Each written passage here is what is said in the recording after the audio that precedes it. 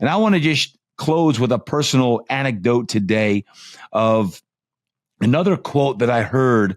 I've heard it for a long time, but it's been ringing true here more recently. And the quote is this: I had to grieve the old version of me to give birth to the man I was becoming. Let me repeat that. I had to grieve the old version of me to give birth to the man I was becoming. When you think about where you're at right now, hopefully you're not thinking of grieving. Hopefully you think of your past and you have many, many, many pleasant experiences and accolades and successes. If you don't, keep going, you will. Because in this journey called life that we go through, there's going to be different ebbs and flows. And like I started in the book, True Strength, as Pastor Jeremiah has stated, that the peak of the mountain determines the crest of the valley. The crest of the mountain determines the depth of the valley. The depth of the valley determines the peak or the crest of the mountain.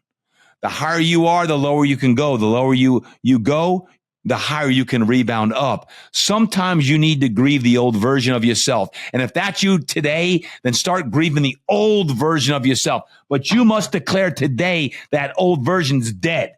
It's dead. It's time to flip the page into success, into significance. And this is what you stand for. You stand for what you just wrote down in your significant statement, to give birth to the man or the woman that you're becoming. So my question to you is, who are you becoming? Who is it you're becoming?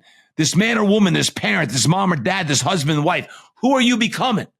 Who is that man that you're stepping into becoming? Who is that husband? Heck, I'm going to my 25th year of marriage. I'm like, man, I want to get my husband skills to another level so I can serve my wife. But who is the spouse you're becoming? Who's the coach you're becoming? Who's the parent? Who's the father or the mother that you're becoming? Like, this fires me up. I mean, I even think professionally, like, transition from gym owner and owning Fitness Quest 10 to now the owner and CEO of Impact X Performance and the mastermind group, and helping and coaching and serving hundreds of other coaches become the best version of themselves. Man, I can't wait to all get together here, not only at Perform Better in Providence, Rhode Island. I'll be in Anaheim up there with Kathleen Ferguson and what she's doing with her Coach 360 live event, August. I believe it's the 1st.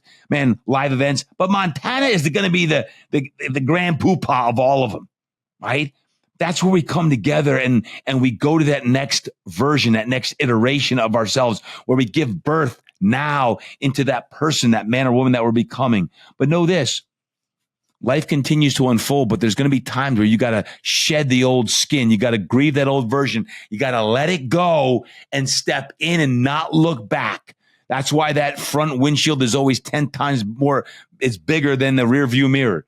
You look forward and not look back. Stop looking back so much. This is where we're going. This is what we're doing. This is what we're after. This is the vision that we've got in front of us. This is why we're going to go here. This is who we're going to imprint with great significance in their life. That is what I declare today on the Impact Show, is today as you step into the new birth of who you are becoming. I don't care how old you are. It doesn't matter how old you are. Whether you're 25, you're 50, or you're 75, sometimes you got to grieve that old version. You got to move into that next version of yourself.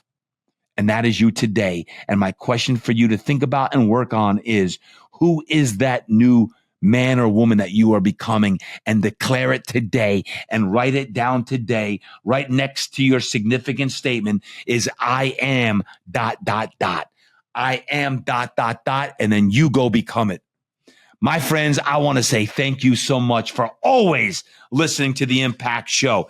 I'm fired up today. I'm fired up because, man, I've had a blast these last 3 weeks in sharing the 4S model, with survival to stability to success to significance. And I know this: the longer you've been around the block, you go through all 4 cycles. Nothing says you can be in significance mode now, and next year something happens and you're back into survival mode. That's okay. Keep going. Keep leaning in on people like myself who've tasted all 4 things. Because, like I shared 3 weeks ago, there's some fruit. And when you're trying to survive and your back is in the corner and you're doing some great work, we don't want to spend the majority of our time there. But remember, there's some benefit to that as well. And for those of you who are in stability mode, hey, listen, this is a time you got your eyes looking forward to success, and you're doing the things where you're able to pay the bills and do the things that are necessary to help you continue to move forward. But it also involves risk. Involves risk to get to that success mode. Because when you're in success mode and you're cruising, I don't want you to become fat cats and get too comfy for too long because you're, quote, successful. Success is fleeting. It's fleeting. It could be gone tomorrow. So enjoy it while you have it. Most importantly, significance goes beyond yourself. It's not what it says in the checkbook about how much money you have or you don't have. Significance is going to be the 10 forms of wealth when you're operating in 7, 8, 9s, and 10s across the board in all 10 forms of wealth. And you're filling that bad boy up and you have this feeling of fulfillment, well, that you can't describe unless you've ever experienced it.